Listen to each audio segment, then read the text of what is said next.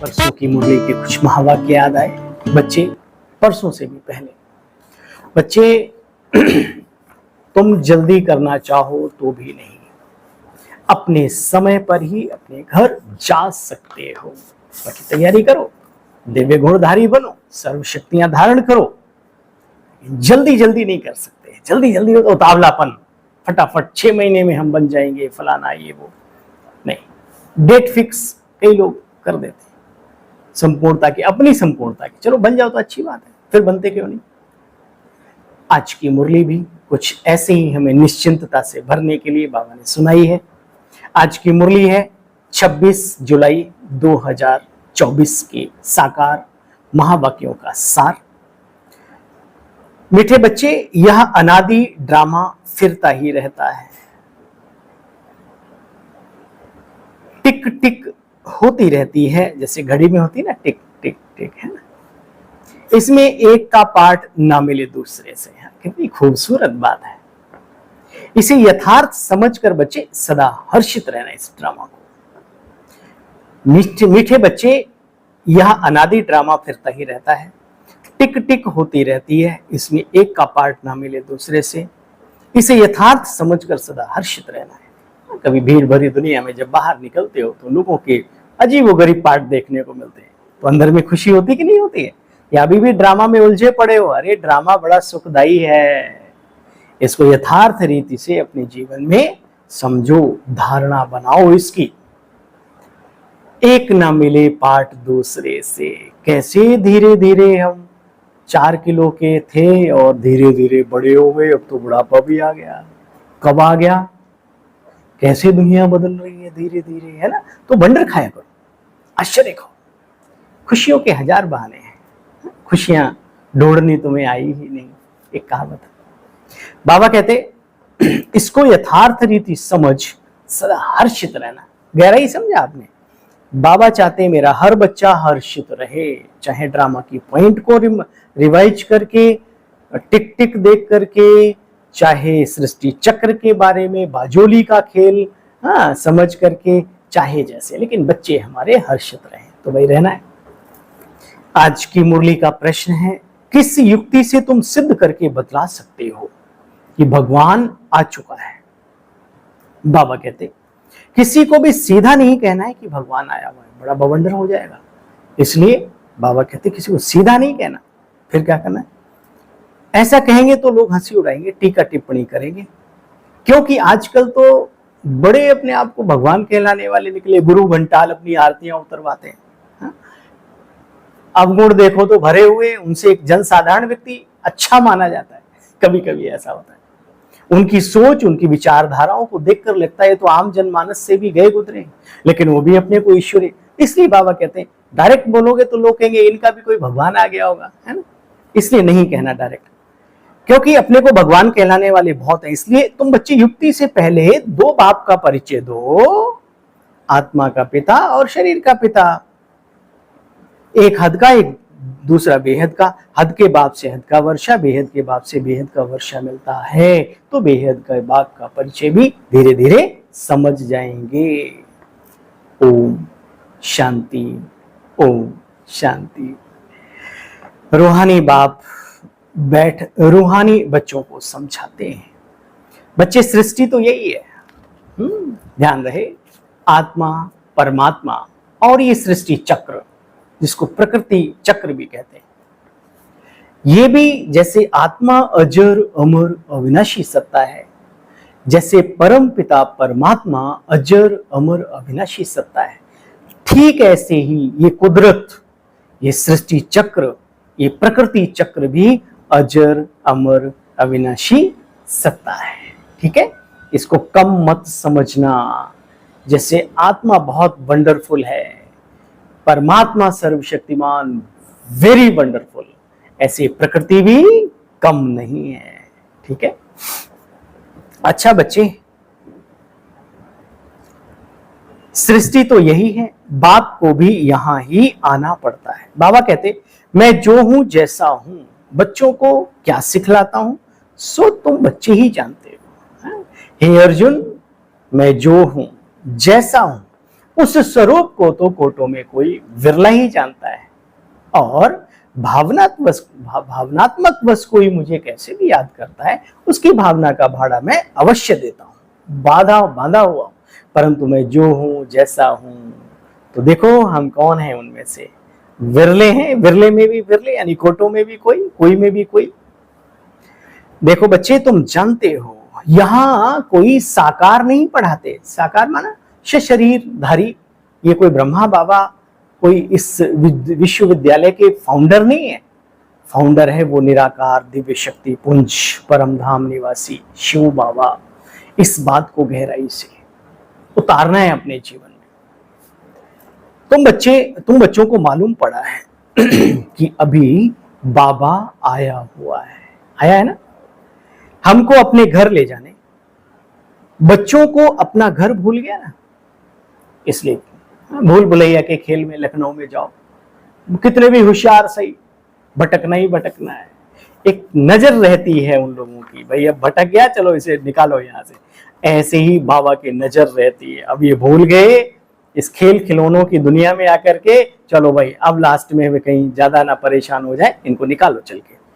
गब बाबा गाइड बन करके आता है, इसलिए ईश्वर का नाम एक गाइड भी है।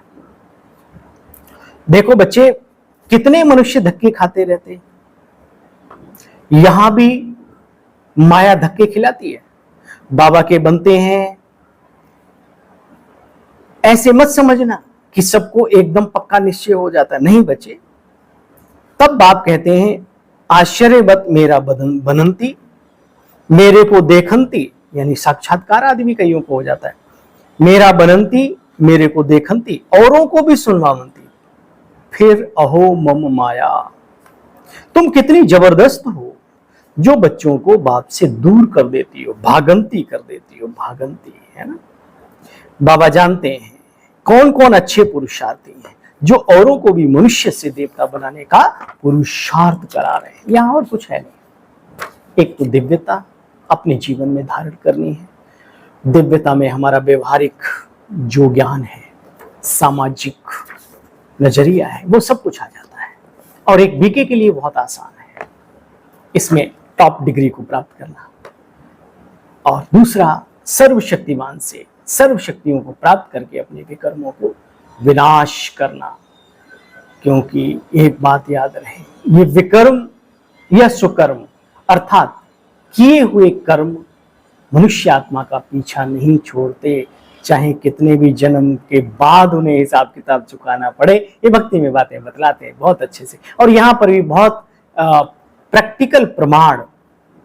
एक सुंदर सी बात, मैं नेपाल की एक दीदी है, उनसे मैं सुन रहा था, तो कहते हैं भाई बहन थे, दीदी बड़ी थी, भाई छोटा शरारती था। तो उसने क्या हुआ, बाइक वाइक चलाता होगा तो कहीं लड़ाई झगड़ा जो भी कुछ हुआ तो उसने किसी की आंख फोड़ दी, और जो बहन थी उसने क्या किया, अपने भाई का हाथ तोड़ दिया गुस्से में आके। तो नेक्स्ट जब बर्थ हुआ उनका, वो बचपन की कहानी थी, तो जो दोनों की डेथ हुई, जो दोनों फिर कहीं पैदा हुए जाके, तो उसमें कहा देखो मुझे दिखाई नहीं दे रहा है और इसकी एक बाजू नहीं है, मतलब बेकार है, टेढ़ी है। तो ये बहुत सारे प्रमाण मिलते हैं। तो बाकी चीजें समझ में नहीं आती, कोई बात नहीं, अपने कर्मों के लेखे जोखे को जरूर समझो। और ये सारा सिस्टम बाबा ने इसीलिए बनाया कि ताकि आत्मा प्रबल बने, बुराइयों पर विजय को प्राप्त करे, सुकर्मों की पूंजी को इकट्ठा करे। ठीक है ना। अच्छा बच्चे, कहते ना सुख में सुमिरण कोई नहीं करते, दुख में सब करते हैं। तो बच्चे अभी बाप को याद करना है सुख की दुनिया में जाने के लिए। सतयुग में कोई भक्ति आदि होती नहीं। बाप कहते बच्चे तुम यहाँ वेद शास्त्र आदि पढ़ने से कुछ प्राप्त होने वाला नहीं है। जब तक उनकी बातों को अपने जीवन में आप धारण नहीं करेंगे, सिर्फ रट्टू तोता बनने से कुछ होने वाला नहीं है। ऐसे बहुत घूम रहे हैं दुनिया में, अपने अपने धर्म की किताबों को रट्टा लगाया हुआ है। अरे उन बातों को जब तक हम जीवन में नहीं लाएंगे, उत्कर्मों में नहीं उतारेंगे, तब तक थोड़ी फायदा होगा। बाबा कहते बच्चे मनुष्य शास्त्रों को पढ़ते हैं भगवान को प्राप्त करने के लिए, जबकि भगवान कहते हैं बच्चे, मैं इन वेद शास्त्र उपनिषद कर्म कांड आदि से प्राप्त नहीं होता हूं। मेरे प्राप्त करने का एकमात्र उपाय है राजयोग, और वो राजयोग मैं स्वतः ही सिखाता हूं आकर के। देखो बच्चे, फिर भी कोई समझते नहीं। माया पत्थर बुद्धि बना देती है। वंडरफुल है, बाबा कहते हैं बड़ी वंडरफुल बातें। पत्थर बुद्धि बन जाते हैं, लेकिन समझते नहीं कि हम कोई पत्थर बुद्धि बने। ये है ना समझ कोई। हाँ, कहते हैं जब हरि भक्ति में जब प्रभु किसी को दारुण दुख देना होता है तो उसकी बुद्धि पहले ही हर लेता है। अच्छा बच्चे, बाप संगम पर आकर के कैसे नई दुनिया बनाते हैं, तुम बच्चों के द्वारा साथ में लेकर के। तुम बच्चे जानते हो वहां स्त्री पुरुष यानी देवी देवताएं सब पवित्र रहते हैं। यहां तो दोनों अपवित्र हैं। यह है ही अपवित्र आत्माओं की दुनिया। वह स्वर्ग है, हेवन है, वहां पाकीज की है, पवित्रता है, शुद्धता है। देखो बच्चे, इस दुनिया को दोजक यानी नरक, हेल भी कहते हैं। तो बच्चे अब समझ गए हो, नंबरवार पुरुषार्थ अनुसार। जब बाबा कहते हैं समझ गए हो, एक जैसा नहीं समझते, तो बाबा ने कहा नंबरवार पुरुषार्थ अनुसार। समझने में भी मेहनत है तो औरों को समझाने में भी मेहनत है। जो खुद ही नहीं समझा वो दूसरों को कैसे समझा सकता है। गरीब बच्चे झट समझ सकते हैं क्योंकि उनके ऊपर ज्यादा मारा मारी नहीं होती। वो ज्ञान का अध्ययन और मनन चिंतन चाहे तो बहुत अच्छे से कर लेते हैं। लेकिन याद रहे, सब गरीब भी नहीं, ठीक है ना। दिन प्रतिदिन धीरे धीरे वृद्धि होती जाएगी। फिर मकान आदि भी बड़े चाहिए तो मिलते जाएंगे धीरे धीरे, क्या दिक्कत है ना। इतने बच्चे आएंगे क्योंकि बाप तो अब कहां जाएगा नहीं। आगे तो बिगर बाप के कहे बाबा भी चले जाते थे, चले आते थे, ब्रह्मा बाबा भी चले जाते थे, चले आते थे। लेकिन बाबा ने कहा नहीं, अब बच्चों अभी तो देखो ना माउंट आबू कितना बड़ा हो गया। पहले वो पांडव भवन भी छोटा सा ओम शांति भवन नहीं था, उसमें भी छोटा सा बहुत है ना, अपना हिस्ट्री हॉल और वो छोटा छोटा जो भी है वो सारा का सारा। तो बच्चे, तुम बच्चे जानते हो ठंडी में भी आना पड़े। अब तो कितने प्रोग्राम बनते हैं माउंट आबू में। देखो बाबा की कब की कही हुई बात सच हो रही है। बाबा जानते हैं बड़े बाप का कार्य है, बढ़ना है जरूर, विनाश भी होना है जरूर। सो तुम बच्चे जानते हो कैसे कैसे हीरे जवाहरात अंदर दब जाएंगे, फिर बाद में निकलेंगे, है ना।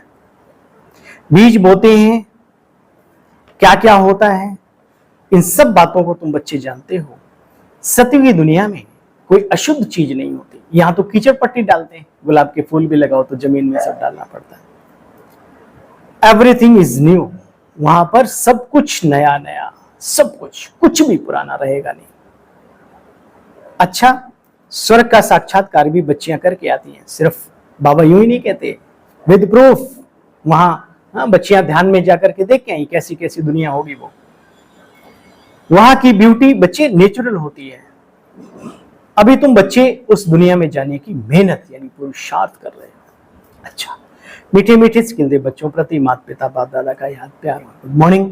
रूहानी बाप की रूहानी बच्चों को नमस्ते। हम सब रूहानी बच्चों की बाबा आपको भी डबल गुड मॉर्निंग, डबल नमस्ते। सार का भी सार सुनेंगे। इस समय ही बाप समान परफेक्ट बन पूरा वर्षा लेना है। शिक्षाओं को धारण कर बाप समान ज्ञान का सागर, उसके साथ साथ शांति सुख का सागर भी बनना है। बुद्धि को पारस बनाने के लिए पढ़ाई पर पूरा अटेंशन देना। निश्चय बुद्धि बन मनुष्य से देवता बनने के इम्तिहान में पास जरूर होना है। कल की मुरली बाबा ने कहा बाबा हमारे साथ है, कल्प कल्प के हम विजयी थे, विजयी आत्मा है। कल का वरदान था ना, आज का वरदान है निश्चय विजय के नशे में, निश्चित विजय के नशे में रह बाप की पदम गुणा मदद प्राप्त करने वाले माया जीत भव। बाप की पदम गुणा मदद के पात्र बच्चे माया के वार को चैलेंज करते हैं कि आपका काम है आना, हमारा काम है विजय प्राप्त करना। वे माया के शेर रूप को भी चींटी समझते हैं क्योंकि जानते हैं ये माया का राज्य अब समाप्त होना है। हम अनेक बार की विजयी आत्माओं की विजयी 100% विजय निश्चित है। ये निश्चित का नशा बाप की पदम गुणा मदद का अधिकार प्राप्त कराता है, इसलिए निश्चय में कभी कमी ना हो। ये बात आज बाबा सिखा रहे हैं। इस नशे से सहज ही माया जीत बच्चे बन जाते हैं। स्लोगन है आज की बाबा की मधुर मुरली का, संकल्प शक्ति को जमा कर। कैसे जमा होगी? ज्यादा सोचो नहीं, कम से कम सोचो, अच्छे से अच्छा सोचो। संकल्प शक्ति को जमा कर स्व प्रति व विश्व के प्रति बच्चे इसका प्रयोग करो। जी बाबा, क्यों नहीं। ओम शांति। आज पुनः आपसे आज्ञा लेते हैं और कल पुनः मिलते हैं बाबा की मधुर मुरली का सार लेकर। तब तक के लिए ओम शांति, नमस्कार।